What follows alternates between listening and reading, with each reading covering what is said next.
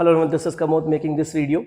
और आज हम टॉपिक पढ़ने वाले हैं मैक्रोइकोनॉमिक्स का यूनिट 1 का टॉपिक फैक्टर इनकम। ये फैक्टर इनकम होती क्या है, इसके बारे में बात करेंगे। पहले एक बहुत बड़ी सी स्टोरी बताता हूँ सभी को स्टोरी सुनिएगा।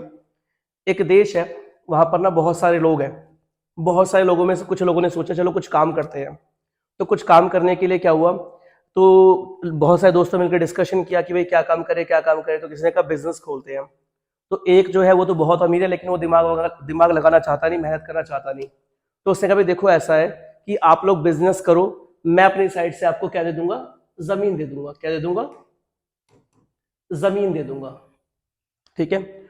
दूसरे ने कहा कि भाई देखो मैं मेहनत नहीं कर सकता और ना मेरे पास जमीन है, लेकिन मेरे पास पैसा बहुत है, मैं पैसा दे दूंगा।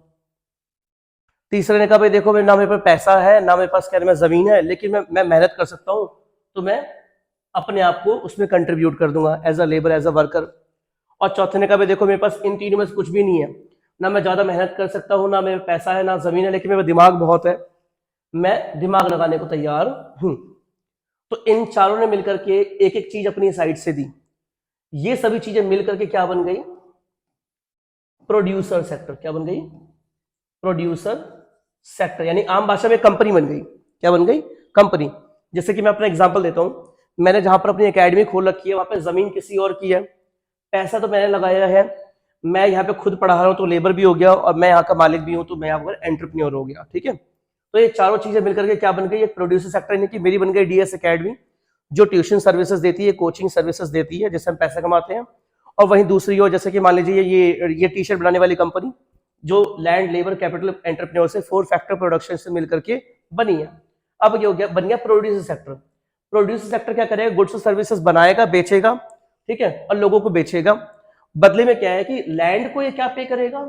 रेंट पे करेगा। जिसने जमीन लगाई है उसको रेंट मिलेगा, जिसने पैसा लगाया है उसको इंटरेस्ट मिलेगा, जिसने अपने आप को दिया है काम करने के लिए, खुद मेहनत कर रहा है, उसको वेजेस मिलेगी। और एक बार दोबारा रिपीट करना चाहता हूं, अपने आप को लेबर वर्ड से ऑफेंड मत हो जाना। देखो इकोनॉमिक्स में हर इंसान जो काम करता है वो लेबर ही है, चाहे वो कितना ही प्रोफेशनल हो, टीचर हो, डॉक्टर हो, लॉयर हो, इंजीनियर हो। ठीक है। तो लेबर को क्या मिलेगा? वेजेस मिलेंगे। एंटरप्रेन्योर को, मालिक को क्या मिलेगा? प्रॉफिट मिलेगा, और कभी कभी थोड़ा मोड़ा लॉस भी हो जाता है।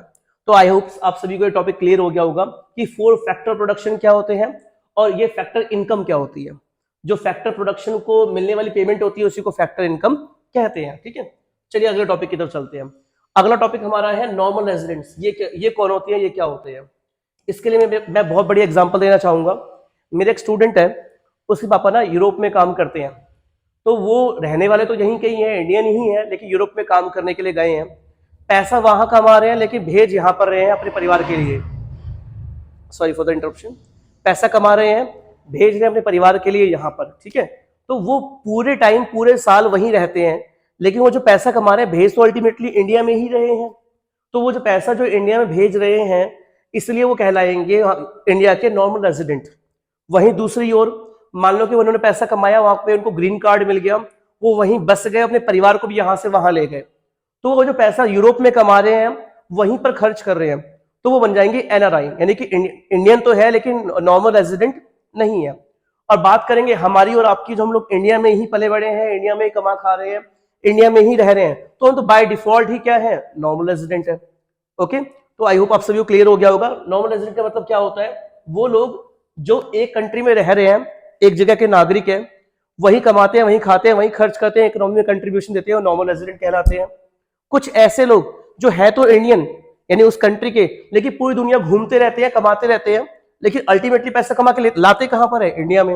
वो भी इंडिया के क्या कहलाएंगे? नॉर्मल रेजिडेंट कहलाएंगे। ठीक है। जैसे इसके लिए बहुत परफेक्ट एग्जांपल है, जो आप सभी, जिनको आप सभी अच्छी तरह जानते हो, अक्षय कुमार। अक्षय कुमार पहले कनाडा के जो थे रेजिडेंट थे, तो वो कमा इंडिया में रहे, लेकिन पैसे लेके जा कहां रहे थे? कनाडा। तो वो कनाडा के नॉर्मल रेजिडेंट है, और इंडिया के लिए क्या है? एनआरआई है, नॉट रजिस्टर्ड इंडियन। फिर बहुत विवाद हुआ, बहुत कंट्रोवर्सी, फाइनली उन्होंने डिसाइड किया कि भाई मैं जो है इंडिया का नागरिक बनूंगा। उन्हें कैनेडियन सिटीजनशिप छोड़ दी, अब वो इंडिया के नागरिक बन चुके हैं। अब वो पैसा चाहे इंडिया में कमाए, कनाडा में कमाए, यूरोप में कमाए, अमेरिका में कमाए, वो सारी कमाई लेके कहां पर आएंगे? इंडिया में लेकर के आएंगे, क्योंकि वो इंडिया में, वो इनकम इंडिया में टैक्स, उस इनकम पे इंडिया में टैक्स लगेगा। तो इसलिए अब अक्षय कुमार क्या कहलाएंगे? इंडिया के नॉर्मल रेजिडेंट। तो आई होप आप सभी को क्लियर हो गया होगा कि नॉर्मल रेजिडेंट क्या होता है, फैक्टर इनकम क्या होता है। बाकी मैं आपको दोबारा से क्वेश्चन के रूप में लिख करके समझाता हूं, देखिएगा। फैक्टर इनकम क्या होती है? It is an income which is received against factors invested in the producer sector। Factor income एक इनकम है जो फैक्टर्स हमने जो प्रोड्यूसर सेक्टर में इन्वेस्ट करें उसके बदले में जो रिसीव हो रही है उसे कहते हैं फैक्टर इनकम। और नॉर्मल रेजिडेंट क्या होता है? यहाँ पे नॉर्मल रेजिडेंट के केस में आपको एक बात ध्यान रखनी है, इंटरेस्ट ऑफ अर्निंग। तो क्या लिखोगे? The person whose interest of earning is in India will be called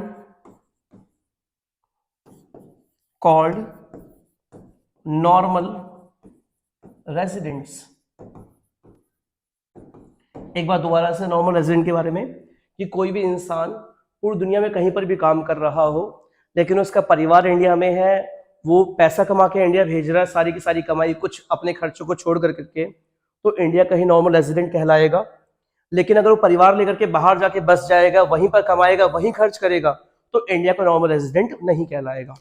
तो आई होप आप सभी को क्लियर हो गया होगा, दोनों टॉपिक क्लियर हो गए होंगे कि फैक्टर इनकम क्या होती है, नॉर्मल रेजिडेंट क्या होते हैं। बाकी मिलते हैं आपसे अगली वीडियो में। Till then bye bye, see you, have a nice day.